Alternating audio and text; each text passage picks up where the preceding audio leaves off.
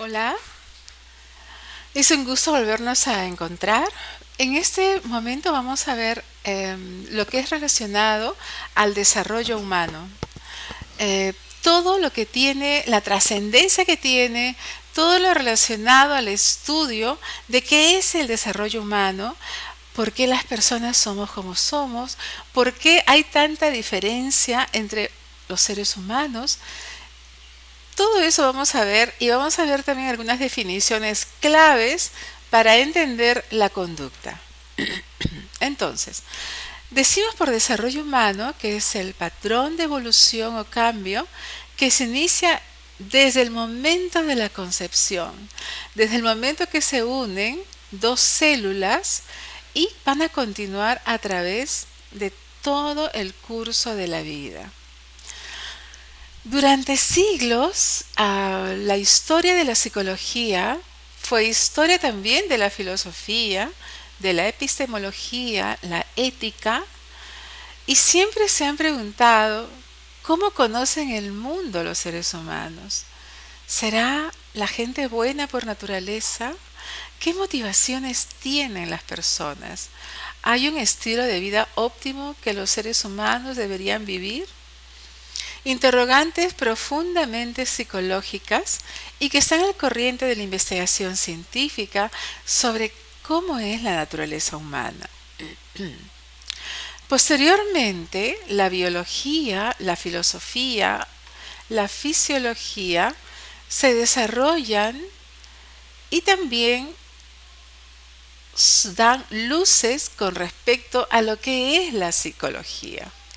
En la actualidad, los procesos psicológicos son explicados por teorías de la neurociencia, de la neuropsicología, de la psiconeuroinmunología.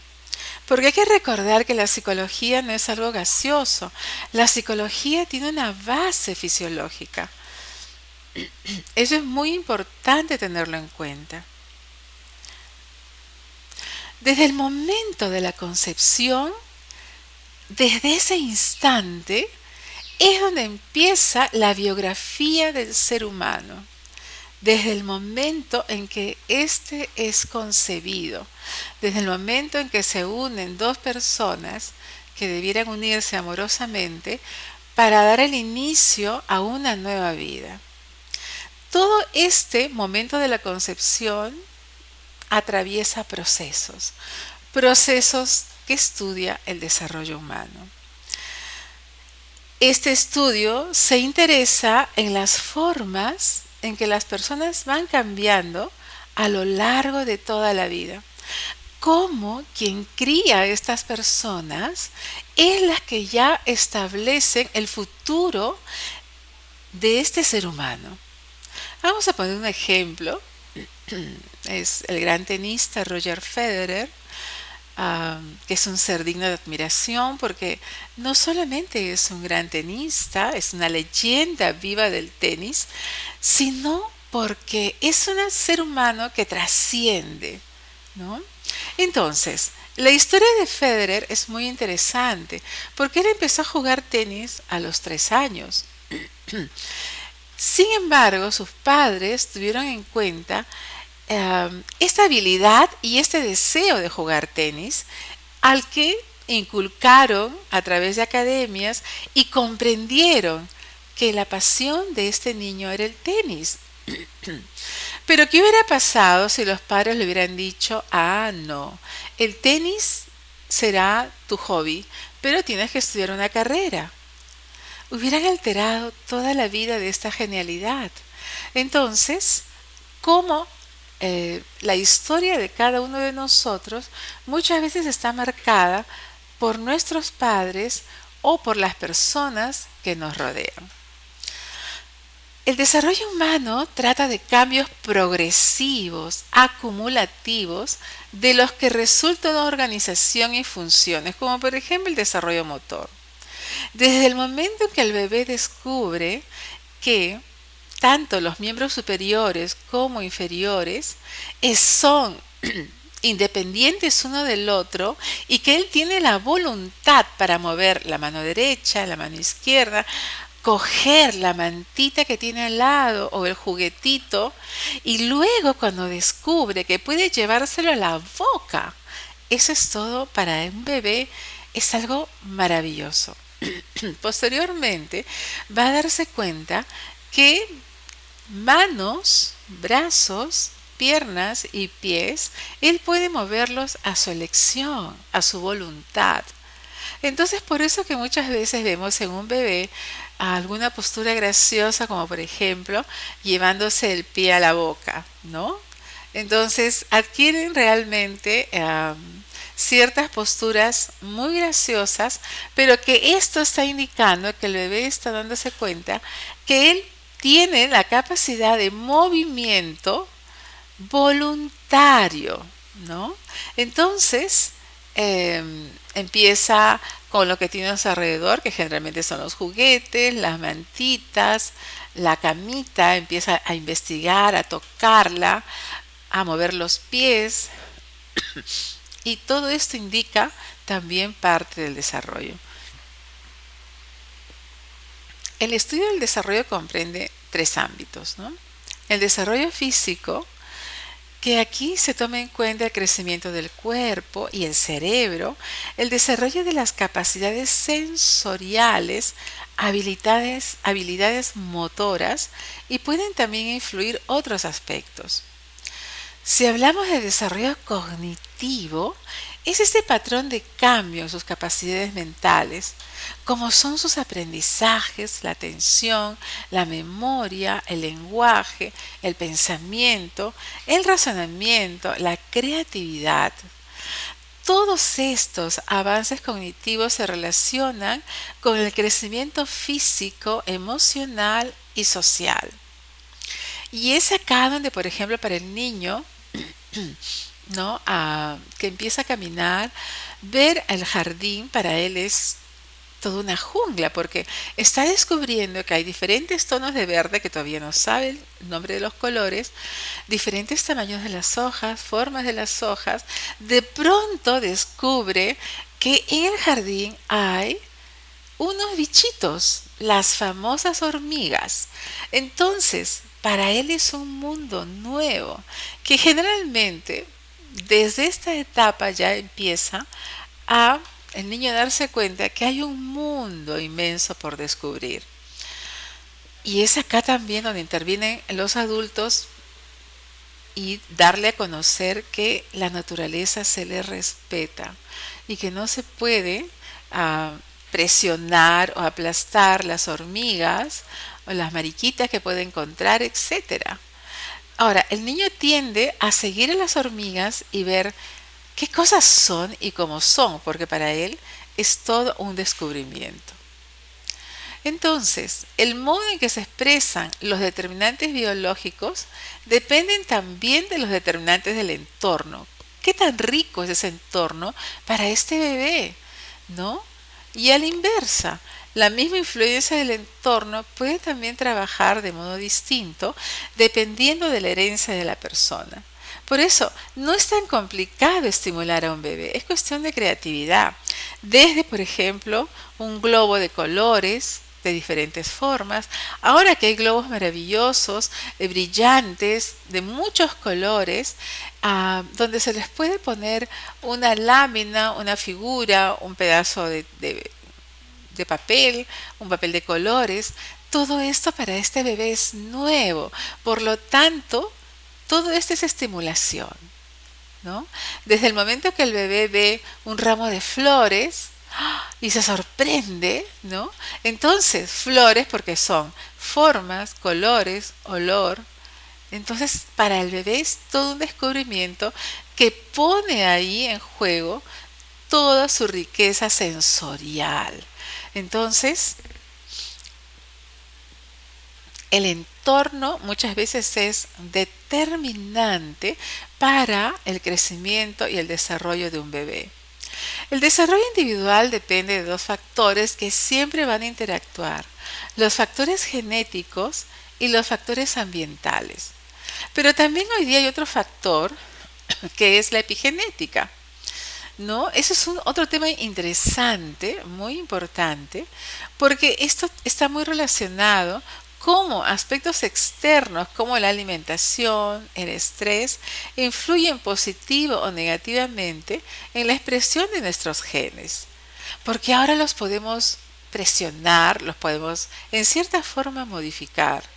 Lo que antes era inmodificable, ahora es posible. Es posible a través de hábitos poder manejar esta expresión o alterar un poco, por ejemplo, una persona que tiene diabetes. Si el padre tiene diabetes y la madre también, había un 100% de que esta persona se le pudiera presentar. Pero si esta persona hace un cambio de vida, tiene buenos hábitos alimenticios, hábitos físicos, hace un buen deporte, mantiene su peso, come muy saludable, practica yoga o mindfulness, entonces esto hace que probablemente esta enfermedad no se dé en esta persona, porque ya está cambiando sus estilos de vida. Entonces, entre las influencias sobre el desarrollo, por ejemplo, hablamos del genotipo. Son factores genéticos que están determinados desde el momento de la concepción. Es la dotación genética que aportan padres y ancestros para la formación de este nuevo ser. Y si hablamos de fenotipo, es el conjunto de cualidades físicas, bioquímicas, fisiológicas que se expresan en una persona. Es decir, el fenotipo es el resultante de la interacción de los genes y el medio ambiente. Y si hablamos de herencia, es la dotación genética de características heredadas de padres biológicos que son transmitidos desde la unión de dos células humanas, que es durante la concepción, y que transmite características físicas y estructurales de padres a hijos, ¿no? Por medio de los genes. Los parecidos, algunas color de ojos, color de piel, color de cabello, en fin, ¿no? Todas esas características. Y cuando hablamos de maduración, estamos hablando que la maduración es la exteriorización del desarrollo biológico y medioambiental. Estas son ya las diferencias individuales. Una característica importante de la maduración es que el desarrollo ocurre en secuencias fijas. Es el despliegue de una secuencia natural de cambios, ¿no? Por ejemplo, caminar. Si bien se piensa que el ser humano camina a partir del año, pero hay bebés que lo hacen o hay niños que lo hacen antes del año y otros después del año 6 meses, por ejemplo. Entonces, pero ya tenemos, ¿no? Una secuencia, hay un patrón de referencia. A eso se refiere la maduración. Luego, ya que viene algo muy importante, cada persona nace dentro de un ambiente y ese ambiente tiene aspectos socioculturales, familiares, sociales, tiene un idioma, religión, tiene un sistema de creencias en donde va a desarrollar varias relaciones sociales. Las características de este medio social de un niño afecta la manera en que aprende a pensar y a comportarse. Por eso, qué importante es la familia, el entorno, a cargo de quién se queda este niño, de este bebé, este futuro adulto. ¿Quién o quiénes imprimen en él esa manera de pensar? ¿Cómo este bebé descubre, por ejemplo, el amor, siente el amor de sus padres? Se siente protegido, se siente amado, o también se siente desatendido, se siente angustiado, justo por esta falta de atención y por esta falta de amor. Los rasgos determinados por los genes van a ser en cierta medida modificados por el ambiente ya intra y extrauterino. Y esto da como resultado a un ser humano único. Por eso nos diferenciamos, porque somos criados por diferentes personas, porque tenemos una genética diferente, porque el mundo que cada uno de nosotros ha percibido en sus etapas iniciales es diferente. Es totalmente diferente estar en los brazos de una madre amorosa, de un padre protector, a carecer de eso. De pronto haber sido criado por la tía, la abuela u otras personas que no tuvieron, digamos, esa generosidad de afecto. Entonces aquí radica también el, digamos, el primer aprendizaje de amor que se da en la infancia. Al presentarse esta carencia en esa etapa, genera cambios y que son para toda la vida. Esto es muy importante.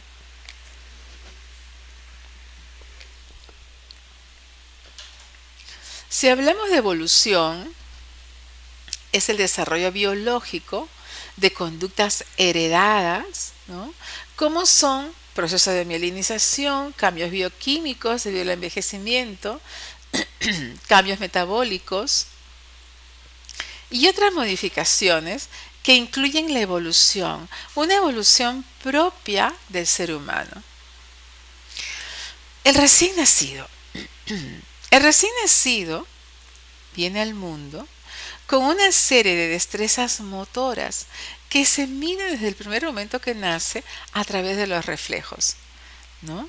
A través de los reflejos, el neonatólogo podrá decir si este bebé va a ser saludable, tiene algunas dificultades motoras o no. Y estos reflejos le van a permitir descubrir el medio ambiente. El desarrollo de las funciones motrices se correlaciona con el grado de maduración cerebral. La motricidad o desarrollo motor se va a reflejar a través de la capacidad del movimiento, que va a depender de la maduración del sistema nervioso y la evolución del tono. Comprende dos leyes que explican por qué la motricidad se desarrolla de habilidades simples a más complejas. Por eso que el bebé primero gatea, ¿no? Primero tiende a gatear y después se para intentar caminar. Pero primero tiene que haber dominado esa determinada postura para poder elaborar ya algo mucho más complejo como es caminar, dar un paso tras otro de una manera organizada. Entonces, esa motricidad va a estar ligada a un tono de base, que es un tono muscular, que cada uno de nosotros posee. Este tono se va a modular a lo largo del desarrollo del niño. ¿Y qué cosa es el tono muscular? El tono muscular es un estado de tensión permanente de los músculos, es de origen reflejo y cuya misión tiende al ajuste de las posturas y de la actividad en general.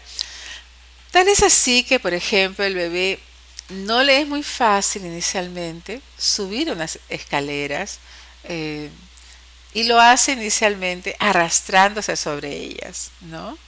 Posteriormente, cuando logra la bipedestación, ya logra él poder asumir la subida de las escaleras. Y el desarrollo motor comprende dos leyes. El cefalocaudal, que es de cabeza a pies, es el control progresivo del eje corporal desde la cabeza, nuca, espalda, pelvis y piernas. Y el próximo distal, que se refiere al hecho de que se controlan antes las partes que están más cerca del eje corporal. La estructuración y funcionamiento finales del sistema nervioso y el cerebro obviamente que van a depender de la programación genética y del entorno, principalmente de la información que reciben los sistemas sensoriales durante la primera infancia. Qué importante es la riqueza del entorno. que este niño, este bebé, descubra un entorno rico en información. Por eso que para un bebé no es necesario un inmenso jardín. Una planta, una maceta de flores de colores, de hojas de colores, de diferentes tonos de verdes, desde el momento que se le dice a un niño, vamos a regar la planta, y para él es toda una experiencia verter el agua, de pronto sale una hormiguita, de pronto aparece algún otro bichito, y conforme el niño va aprendiendo, va preguntando el por qué, ¿no? ¿Y por qué hay que regar? ¿Y por qué hay que hacer esto? ¿Y por qué ese bichito vive allí? Y todo se le debe contestar.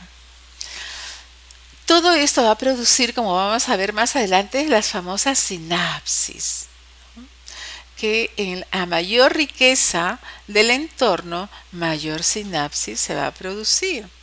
El cerebro va cambiando a lo largo de la vida, hasta llegar a la adultez mayor que trae consigo una normal decaída estructural y funcional. Pero sin embargo, no deja de producir neuronas ni pierde la capacidad para lograr aprendizajes. Aún en la adultez mayor se puede aprender cosas nuevas. La programación genética no basta para que se produzca el desarrollo normal del cerebro. Se requiere la estimulación ambiental, se requiere un medio ambiente estimulante, un medio ambiente rico en estímulos. Desde antes de nacer el cerebro está moldeado por influencias ambientales. Esto totalmente es cierto. Y el ser humano debería tener en cuenta esto siempre. Las influencias ambientales muchas veces determinan quién va a ser ese ser humano. ¿Cómo va a ser ese ser humano? ¿Cómo va a pensar? ¿Cómo va a sentir? Entonces, qué importante es el medio ambiente donde un niño crece, donde un niño se desarrolla. Un niño de la selva o de la sierra tiene la facilidad de haber visto a los animalitos como la oveja, una vaca, un caballo, en su ambiente natural, que quizás los de la costa no lo hemos visto salvo cuando se va a visitar pues una hacienda, uno de esos lugares donde están animales. Pero el niño de la sierra, el niño de la selva, está mirando en su vida cotidiana este caballo, un caballo negro, un caballo blanco, el relinchar del caballo, el burro, ¿no? Muchas veces los puede tocar, ¿no? Entonces, esta es una riqueza de estimulación del medio ambiente. Un cerebro del recién nacido tiene muchas más neuronas que un adulto, pero sus sinapsis son muy pocas porque todavía no ha descubierto el mundo. Poco después de nacer, el número de conexiones entre células cerebrales comienza y se inicia una tempestuosa creación de sinapsis, ¿no? Esto quiere decir, cuanta más experiencia tenga este niño, este bebé, más sinapsis tendrá, mucho más conocimiento. Entonces, la gran pregunta puede ser, ¿y qué cosa moldea nuestro cerebro? ¿Qué hace que seamos diferentes? La experiencia. Esas 100.000 millones de neuronas, cada una con 10.000 conexiones con otras neuronas, hace la experiencia. Hace que estas neuronas y que estas sinapsis sean ricas en experiencia. Un bebé, cuando se ve un espejo, es toda una experiencia. El primer baño, si se hace con juguetes de colores, para el bebé es toda una experiencia. La primera comida, el coger las arvejitas, esto es muy gracioso porque la relación con las verduras, las arvejitas, para muchas veces el bebé es un juego y generalmente tiende a hacer correr las arvejitas, a jugar con ellas, a jugar con el agua. Muchas veces la comida la coge con las manos, los fideos también, porque son comidas nuevas. Entonces muchas veces quiere investigar. Y por ejemplo, es una gran experiencia para un niño pequeño darle un limón. El limón es ácido, tiende a ser amargo, pero sin embargo, si le damos una dulce naranja, le va a encantar. Todo esto es experiencia. Un beso que se le da a un bebé con todo el amor del mundo es una rica experiencia, como también lo es el abandono y la indiferencia. Si a ese bebé no se le abraza, no se le ama, no se le besa, lo estamos privando de experiencias que van a tener consecuencias toda su vida. La experiencia y la educación afinan, modifican el patrón de conexiones neuronales y eso nos individualiza como seres humanos, como personas, ¿no? Por ejemplo, la experiencia de ver un bebé a un perro. ¿No? De acercarse y generalmente los perros de familia que son parte de la familia, conviven con la familia, se han mimetizado con la familia, son perros amorosos, amigables, ven al bebé, a un nuevo niño y son muy condescendientes con ellos, generosos en afecto. Entonces tienden a dejarse muchas veces jalar el pelo, husmear por la oreja, mirarlo fijamente, porque para el bebé es toda una experiencia un perro. Los ladridos que emite, los sonidos, el afecto, la ternura, el hecho de que un bebito se siente o se recuesta sobre un perro, es toda una experiencia.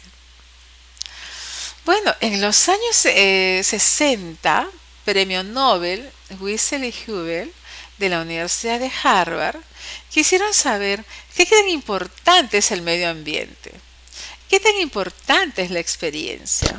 ¿Es cierto que la experiencia es realmente determinante? Entonces, ¿qué hicieron? Bueno, en áreas de la ciencia taparon un ojo a un gato recién nacido e impidieron que viera. A los 3 meses destaparon este ojo, analizaron las conexiones entre ojos y cerebro y, oh sorpresa, la privación visual temprana deterioró estas conexiones neuronales en las áreas visuales cerebrales del ojo tapado. ¿Qué cosa sucedió? Causó la ceguera. El cerebro, al no recibir estimulación, se había cableado para recibir información solo por un ojo. Entonces miren ustedes cómo el medio ambiente es determinante para un ser humano. Entonces, esa experiencia nos llevó a darnos cuenta que deben producirse ciertas experiencias sensoriales a determinada edad para que se desarrolle de manera óptima las correspondientes áreas sensoriales del cerebro. Esos famosos juguetitos que cuelgan en las cunas de los bebés, muchas veces le ponen esos muñequitos, ¿no? Durante meses. El bebé ya los conoce, da la vuelta, reconoce las formas de cada uno, pero si de pronto quitan uno y ponen otro o le agregan algo, entonces va a ser totalmente información nueva para ese bebé. Y eso es lo válido, que al bebé le llame la atención, que sea novedoso, que sea algo impactante para él. Al nacer los bebés distinguen sí formas visuales, reconocen caras, se aburren sí ante un mismo estímulo, por eso que esos móviles muchas veces no surten el efecto que debieran.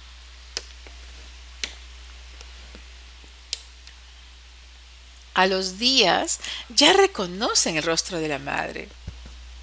Es un vínculo automático con las personas que ven a menudo.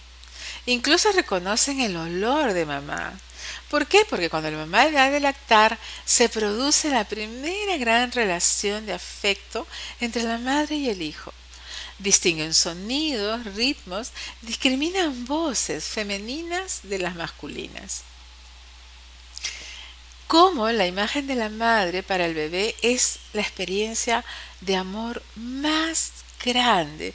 Yo siempre digo, la primera gran lección de amor es la lección que recibe de la mamá, del papá. Esa gran lección de ser aceptado, amado, protegido y que se traduce en abrazos, en besos, en palabras dulces que el bebé decodifica.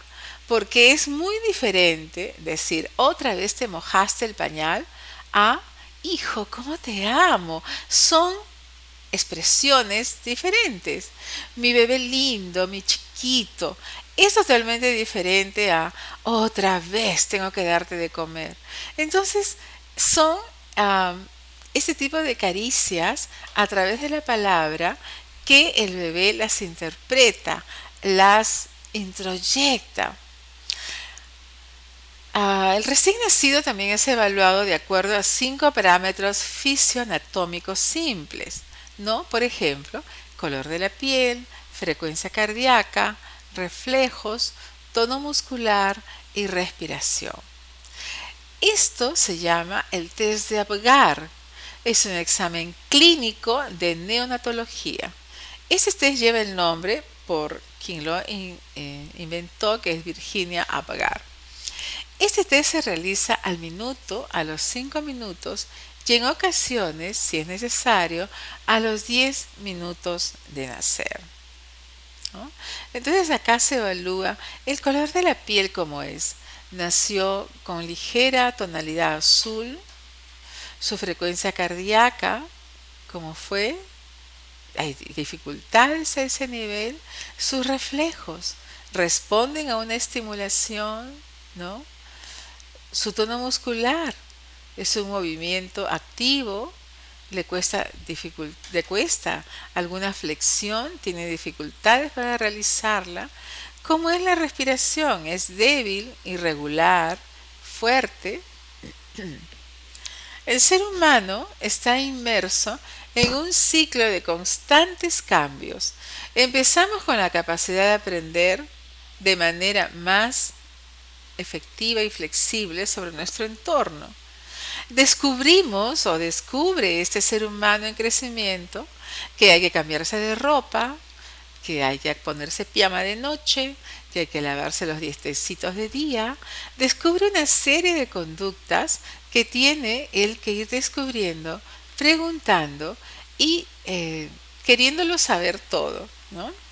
Aprendemos también de elementos inesperados, de nuevos entornos. De pronto llega a vivir a la casa la abuelita, de pronto hay otro bebé, y es lo que se denomina plasticidad, la habilidad para cambiar debido a la experiencia.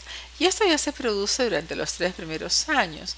¿Cuántas, digamos, experiencias que este niño puede haber tenido hace que esta habilidad para cambiar a través de la experiencia se haya producido, ¿no? Entonces, todo esto es sumamente interesante.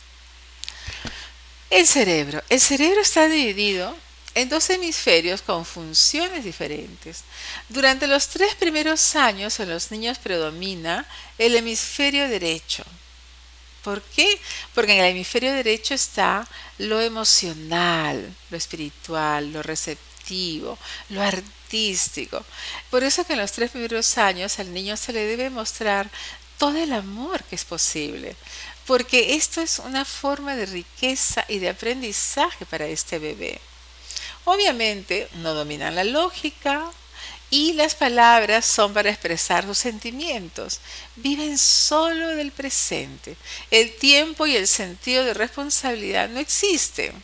Si tú le dices a un niño pequeñito de 1 año, año y medio, 2 años, la próxima semana te voy a comprar tu robot, próxima semana, ¿y qué es eso, no? Mañana, simplemente, ¿no? Mañana te compro un helado. ¿Y qué es mañana? O sea, el bebé, el niño no tiene noción todavía del tiempo. El sentido de la responsabilidad no existe. Acá no se le puede decir a un niño de 1 año, ponte la pijama, abrígate porque estamos en invierno. ¿Qué es eso, no? Hasta que poco a poco él va adquiriendo habilidades y su hemisferio izquierdo empieza a activarse. Entonces ya empieza a relacionar causa-efecto y aparece la lógica, ¿no? ¿Por qué? Porque, por ejemplo, si toma algo helado muy tarde, luego al día siguiente puede amanecer resfriado, ¿no? O si comió, perdón, muchas galletas a escondidas, también después se va a dar cuenta que le hizo daño y le duele el estomaguito. Entonces, pero la gran lección de esos 3 primeros años es el amor, son los abrazos, es te amo, hijo.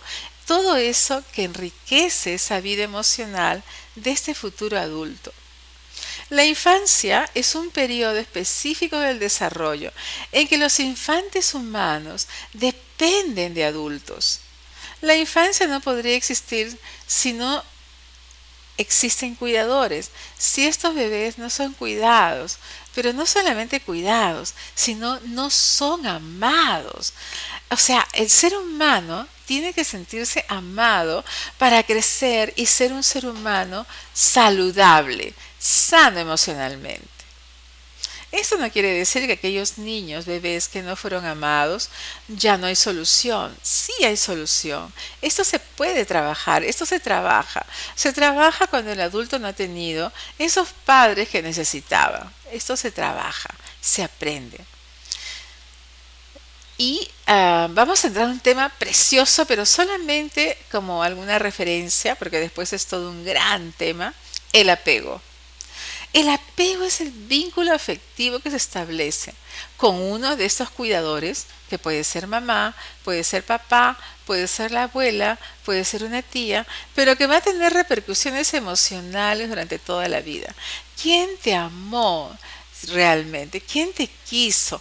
¿Quién te aceptó tal como eres? ¿Quién te protegió?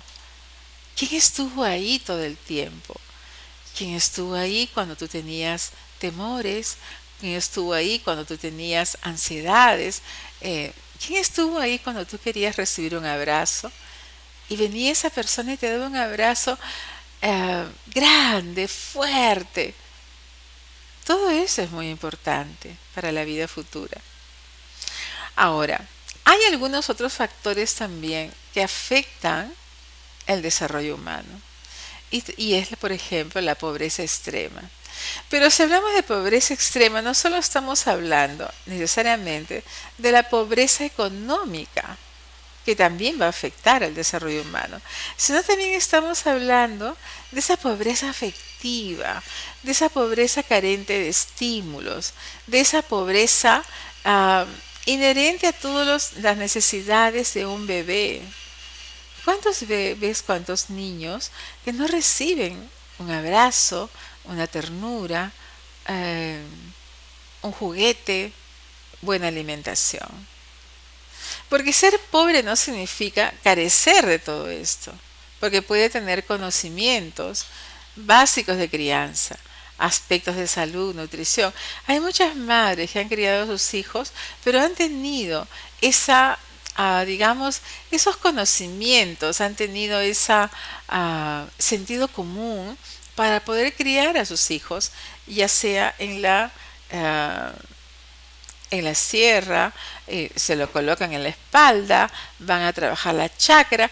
Ese niño es estimulado, pero cada cierto tiempo van y lo van abrazando, lo van riendo y le van dando lo que es más importante, la salud emocional. La desnutrición, que es la deficiencia calórico-proteica, ¿no? Y realmente la desnutrición provoca cambios que son para toda la vida, porque estos bebés muestran piel arrugada, color pálido, la piel muchas veces seca, con algunas ulceraciones. O sea, esos bebés pueden tener la desnutrición, que es la deficiencia calórico-proteica, pero lo más grande también tienen, tristemente, una desnutrición afectiva, ¿no? No tienen esa ah, riqueza afectiva. Entonces, las consecuencias psicológicas de esa desnutrición realmente es algo ah, grandemente triste, porque es el punto de partida para que este adulto no sea saludable, para que este adolescente no sea feliz, porque las consecuencias psicológicas de la desnutrición es, por ejemplo, déficit en la memoria, en la integración perceptiva, déficit en la capacidad de atención, concentración, estado de tristeza, apatía, escaso interés, aislamiento, irritabilidad. Y todo esto es irreversible. Entonces, la desnutrición implica, ahora que hay unas campañas contra la anemia, ¿no? Entonces, implica que la mamá sepa qué cosa es lo que va a proveerle a sus hijos de alimento. Y para eso no requiere grandes cantidades de dinero, de ninguna manera. Requiere que esa mamá tenga los conocimientos de saber qué cosa es lo que va a cocinar a sus hijos. La famosa sangrecita, por ejemplo. ¿Cómo hacer que sus hijos consuman y prepare ella alimentos que sean agradables para que estos niños los consuman y pueda evitar la anemia y la desnutrición? Entonces todo eso es importante y todo está muy relacionado con el afecto, el amor. Porque una madre que ama a sus hijos va a encontrar la forma, la manera de poder atenderlos, de poder darles lo mejor posible, de poder estar informada al respecto, de poder saber qué cosa puede hacer o darles para que esos niños sean mañana seres humanos saludables. Entonces, qué importante es el entorno, ¿no? Ese entorno inicial en la vida de un ser humano. Qué importante es que este niño, este bebé, crezca en un entorno que tenga sea rico en estimulación y también sea rico en amor. Eso es básico para el desarrollo de un ser humano. Bien, hemos visto todo lo relacionado, una parte al desarrollo humano. Eh, espero tenga una buena visión de lo que es el ser humano, de la importancia del entorno y la importancia del amor en la vida del ser humano. Muchísimas gracias.